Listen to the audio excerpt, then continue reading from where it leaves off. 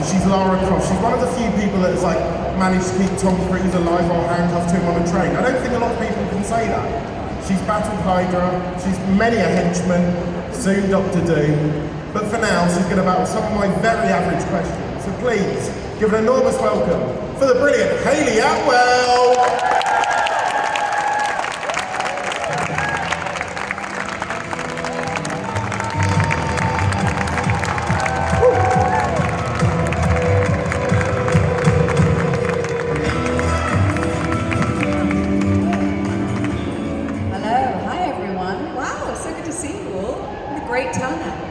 I was just saying, that is such a cool entrance. I come bounding up here like, oh, hello, and he was just so... We balance each other out though.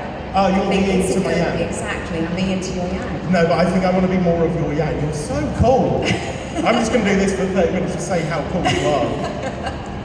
But, I mean, you've just come back from D23, LA, hanging out with Robert Downey Jr., the sunshine, and now you're in London with me, who's had about 4 sausage rolls for breakfast. How does that feel, that decline in... I wouldn't want to be anywhere else. Oh, stop it! Well, first of all, London is home. I live here. I think I'll always live here. My family are here. And then, the thing I feel very lucky about is that because the movies I've been involved in have such an active and loyal fan base, when I come to events like this, I get to see who you guys are, which is odd because when you're making a film, audiences sort of exist in an abstract in your mind because you're doing it to a camera, so you don't ever really see who watches it. And then it's only when you kind of come to events like this that you get to have that live experience of who this work talks to, who kind of is into these worlds. And I think that Marvel in particular has one of the strongest fan bases in the world, and I feel very grateful to have that support. Well, when you came out, I saw people going like feral. There was chairs being thrown, like people. Do you ever get used to that sensation?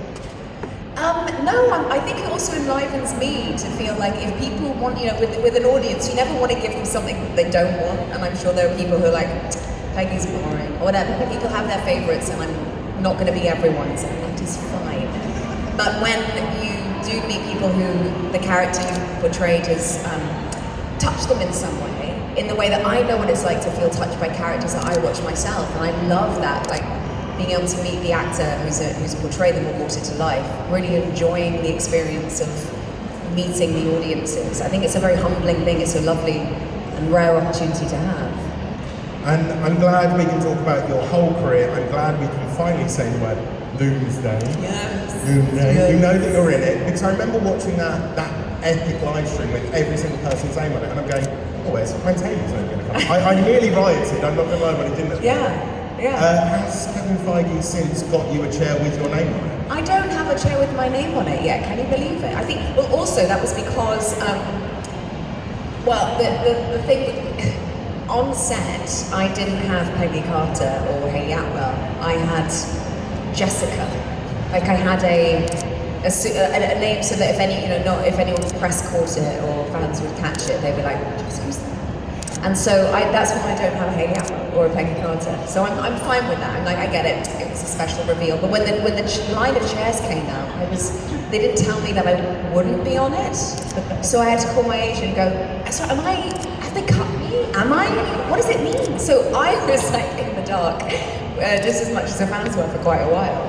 Well, I don't want to one-up Kevin Feige here. I don't want to say I'm better than him, but I have spent all of my budget on this. I mean, I think I came to about £8.70, so that is for you. Oh, is this for me? That is for you. Thank you so much. Should I do the rest of the interview like this? That's very cute. I can use it as my phone rest. Oh, yeah. The phone not there. Why don't I just do this for now? Let's test how stable it is. Okay. I warn you now, it is cheap. That was close to breaking into 1,000 pieces. It's got a purpose. I was worried. When you went on it, I saw health and safety charging down here as well. They were fearful. Now, we get to talk about Peggy Carter, who you've lived with for about 15 years now, and I think when the first Captain America came out, did you have any idea that this length of time would go on, that you'd be in this many projects, that this many people would still be going crazy for that character? Of course not. I remember when I first auditioned for the film, First Avenger, Marvel wasn't what it then later became. It was like a new wave, a new phase, and obviously you had Iron Man and Robert Downey Jr.'s kind of success. But with the first Avenger, it was a sort of this unknown territory, and so I just turned up for the audition as I would any audition. You learn the lines, you prepare, you kind of work out kind of making active choices about how you might want to kind of suggest the character could be played, be truthful, be on time, and do your best, and then leave knowing that if you get the role, it was meant to be, and if you're not, well, at least you tried. And then even during filming, it was a wonderful summer in London, and it was, we had a great cast of people, but we still didn't know what it was going to be. I think also Chris Evans had turned it down initially several times, and I think he was nervous that if it didn't work out, then it would be like a big fail for him. But if it did work out, it would change his life exponentially, and that also has a cost and consequence. And so I think there was just a sense of like, turn up every day, have fun, but also let go of the expectation of what it would become. And then I think also for me, I was unknown, and I was doing a lot of theatre. I went straight from the premiere of Captain America to the Royal Court Theatre to do a play. And so I didn't have that sense of sort of any visibility in the industry, I suppose, that I do now. And I was grateful for that, because it meant that I didn't have, again, much to... I didn't have far to fall if it didn't do well.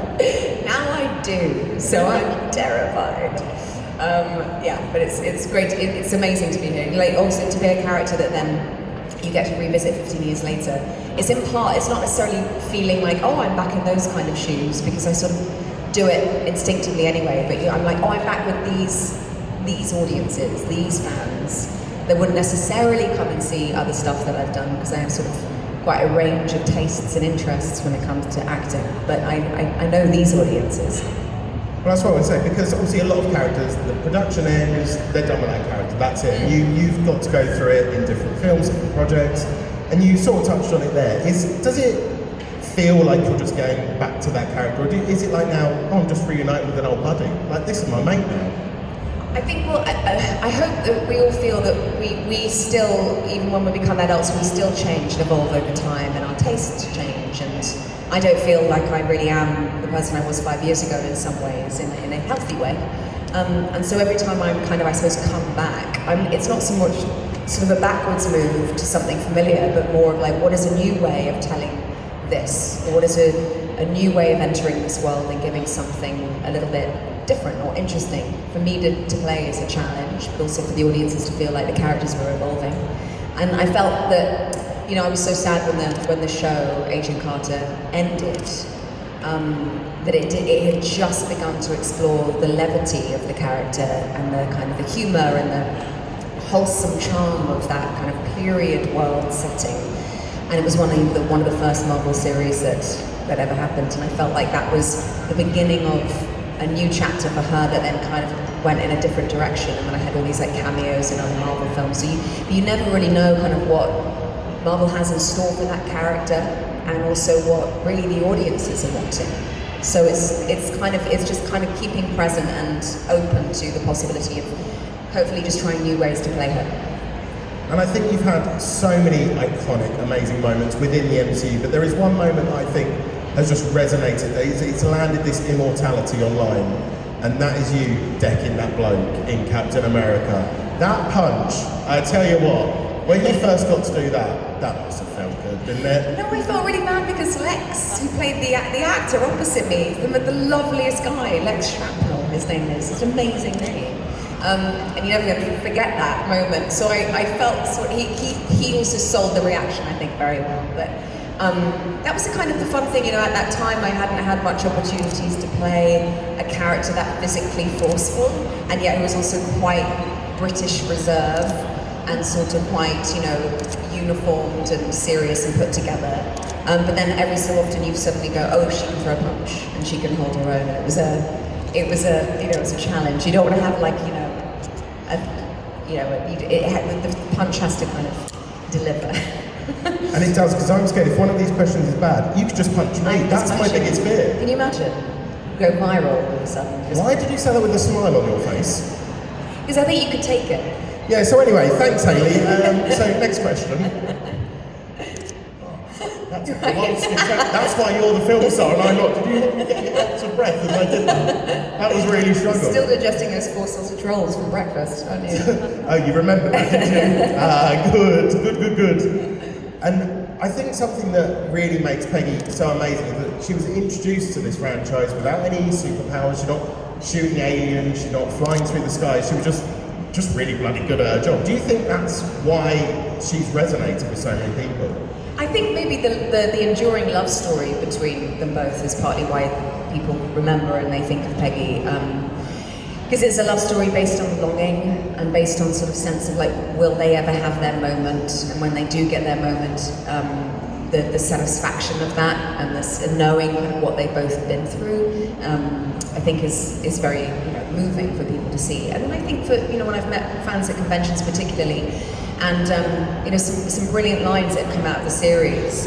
Michelle Ftlofantasyscifi, who was one of the showrunners on our series, she came up with the line, "I know my value," and that anyone else's opinion doesn't really matter. And I've met so many people who have loved that. And I have a little kind of insider information. I've used that line when I have negotiated contracts with Marvel.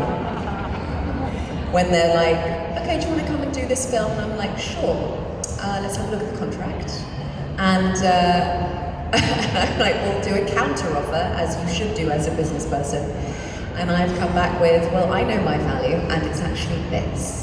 and obviously, we're all friends, but it's been kind of satisfying to go. There are so many aspects of the quality of who Peggy is that has given me the confidence to use and to go, okay, if I'm able to say these lines with conviction, I've got to embody them myself. And I find that her sort of very grown up, very mature attitude to conflict and to feeling underused, not seen properly, reduced, making certain assumptions because she's a woman. I find it very satisfying to embody a core sense of self that she has. It gives her the confidence and the conviction to just carry on living the life she wants to live.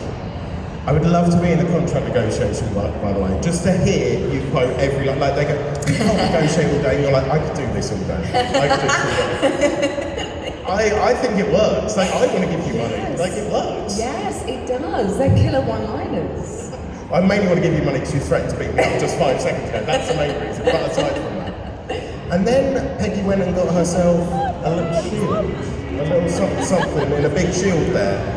Tell me, when you first knew you were going to be the one to be holding that shield, how did you react? What was going through your mind? So I was delighted. I think, I got to play obviously more in the voice animation of What If, and that was so satisfying, although that just involved me being essentially in sweatpants in a recording booth.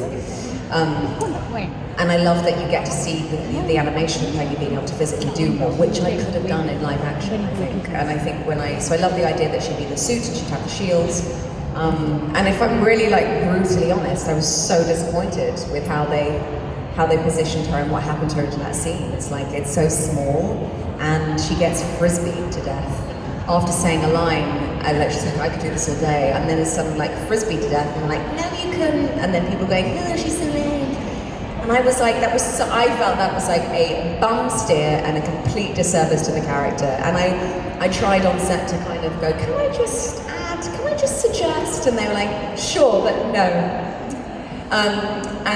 It's the movie's great. I just think that moment was sort of like, you can start to see how much fun Peggy's having in that position, and how I felt like naturally she personifies those kind of qualities in that suit. I think they could have, and I hope maybe one day in the future they'll give her more in that capacity. I want more in that capacity. I do. Because I do. You're so physical in what you do. I mean, obviously the Mission Impossible stuff. I remember we spoke about that before, and I remember you telling me some of the stunts that you could do in that. And even I can imagine Tom Cruise being like, "Oh, I have to up my game now to beat you." Well, there is sometimes a sense of, I'm very type A and I'm perfectionist, and I work really hard. If someone says, go off and learn this skill for this scene, I will go off and do it properly.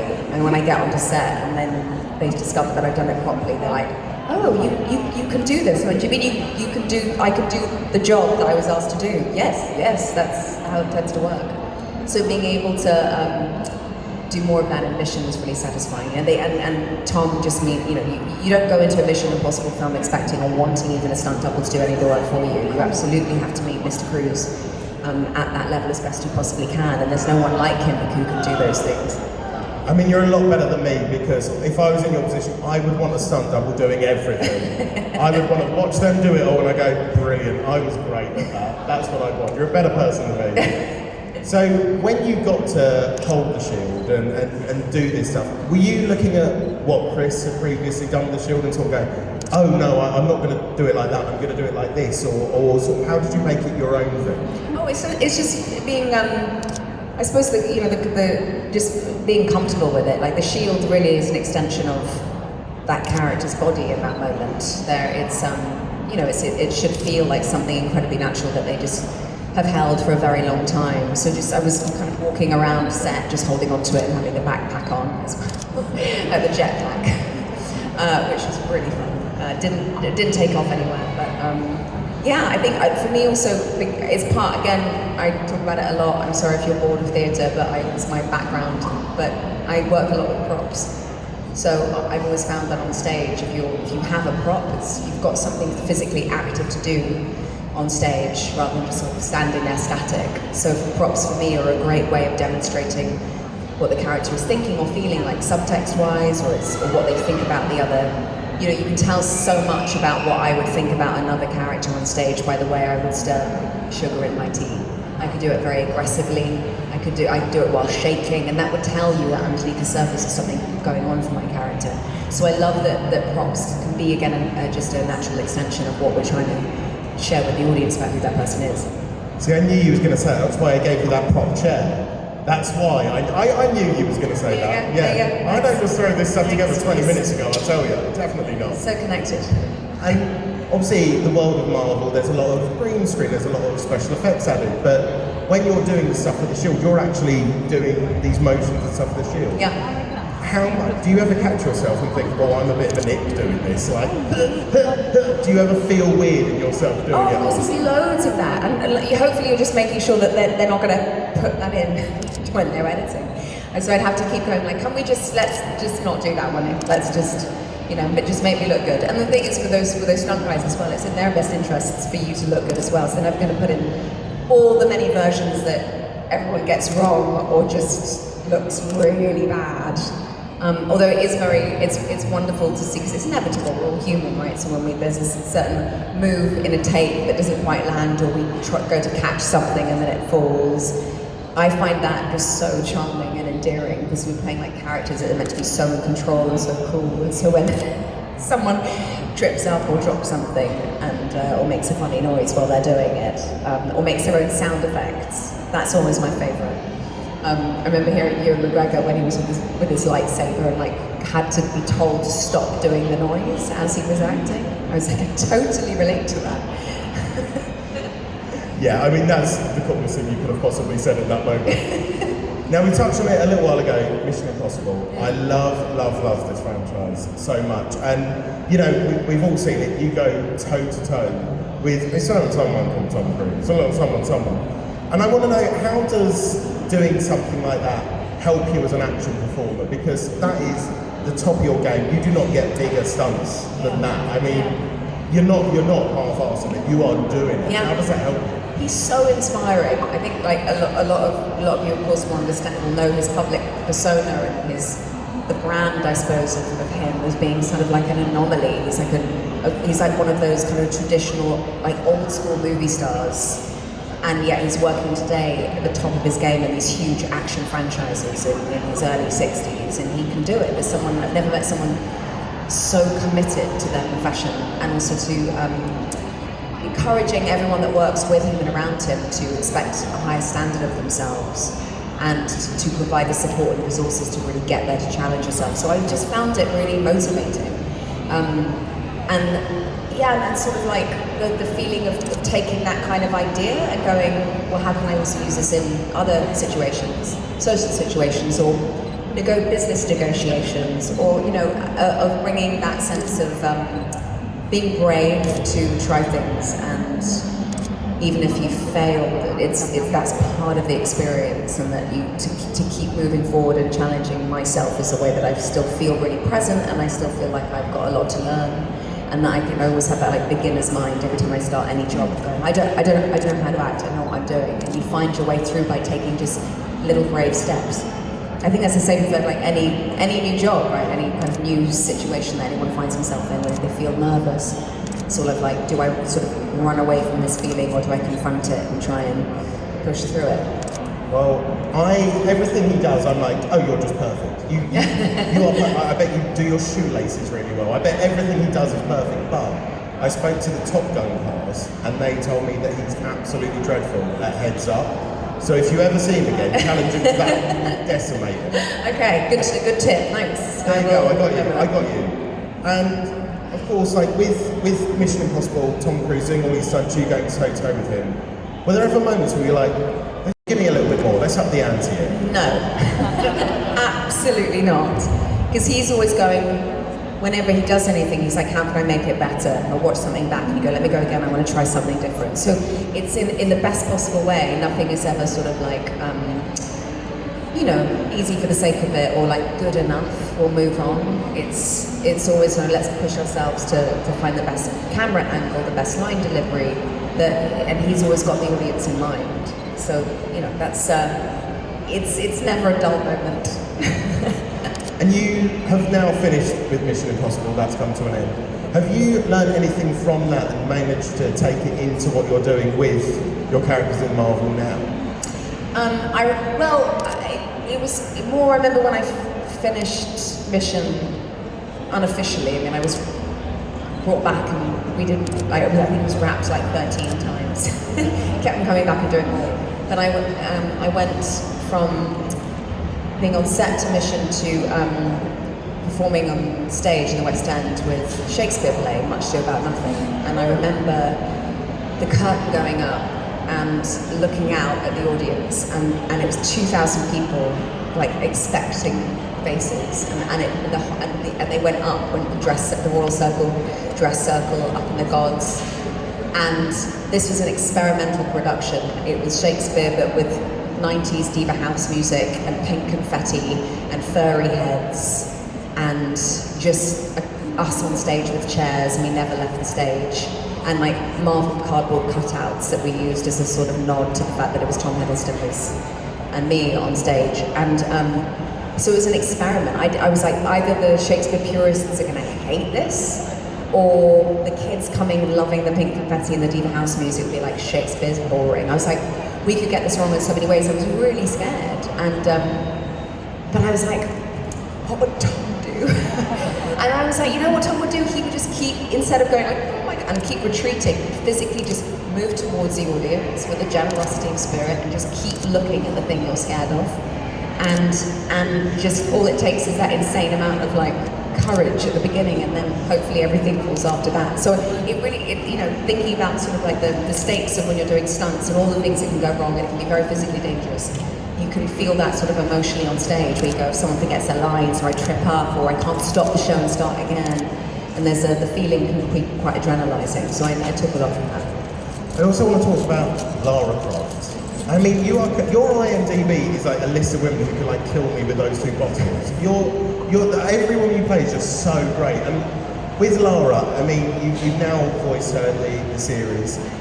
Has your sort of view of Lara Croft changed since the reaction that you've got, the fans loving your version of Lara? Well, that's something that I sort of know less about, I suppose, because I feel like, there's a live action Lara coming, which I'm so excited about, and this was, I suppose, because I've got such a posh sounding accent, I'm not actually posh, then I was like, I guess they'll like bring in Atwell for the voiceover. And I love the creative team, and I wasn't seeing any of the animation as we were recording it, and I wasn't with any of the actors as we were recording it, so I'm in a sound booth just recording my lines, and I can't see how they're going to use it in terms of the animation. So it's a sense of going, you don't really have much of a idea of what it will be or what it will look like or how it will be edited. And so it sort of feels like it's something that you kind of serve for that point of time and then you kind of let it go.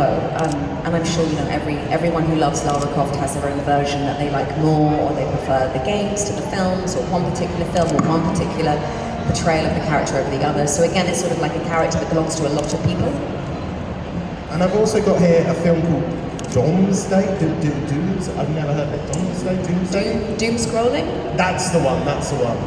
Robert Downey Jr. coming back. I want to know everything about his performance. What's it like seeing him, you know, this transformation happen in front of you? There's no one like him. He's an amazing human being, and he's so charismatic and talented. You think about him in Chaplin, and then what he did with Iron Man, and even, you know, recently winning his Oscar. The character that he portrayed in that movie was, he's a movie star, and yet he also has an ability to transform and have real genuine kind of character. And I think that for him, he really wanted to play Doom in this way, and you can see him having so much fun with it, and something that he hasn't done before. And I think, you know, of course, it's like a big gamble. You know, you're talking about the kind of beloved, iconic role of Iron Man, and now doing this character, and how the audiences react to that. But I think because his talent and his passion for these movies is undeniable, I think as an audience you can't help feel like that's quite contagious. We should have just used that as the trailer. I'm like, I want to see it now. You sold it to me. I want to go. And now we've mentioned all of the films, all of the projects that you've done over such a long period of time. But I want to know, where would you like to take Peggy in the future? What would be the absolute dream for you? What would you like to see the next time we do one of these panels? Oh wow! Well, I felt it that we were starting to build something fun in the first season of the TV show. I'd like to see more of her comedy. I'd like to see her comedy and her physical comedy, and I'd like to see more charm and witty banter back and forth, that kind of cat and mouse relationship that she has with Jarvis. That's someone that feels, you know, in the movie she can be sort of like the adult in the room, quite earnest and kind of like full of longing and kind of quite emotionally repressed, as we are as British people, and deliver that really, you know, in a predictable way. So I'd love to see her having, you know, aspects of her that feel a bit sort of like intentionally unlikable, a bit villainous. I'd like to see her being more complicated and also really funny with it. That would be I definitely think if we found another home for that show, that it would have to be just something incredibly refreshing and uplifting. I feel like audiences really at the moment love that sense of joy and uplift and escapism that's like sheer entertainment that makes you leave the cinema feeling good rather than feeling drained. And I'd love that for Peggy. I think she can be like a real beacon of light, not just as a feminist figure, but also just as someone who's a serious player in the game. Please get that in your next negotiation, because I want to be talking about this 15 years from now, 15 years from now. I could talk to you. I could do this all day, I really could, but sadly, legally I can't. I'm being told to wrap. But fair enough. Aside from that, I just want to say thank you so much for that. You are the best. Please give it up for the Hayley Atwell.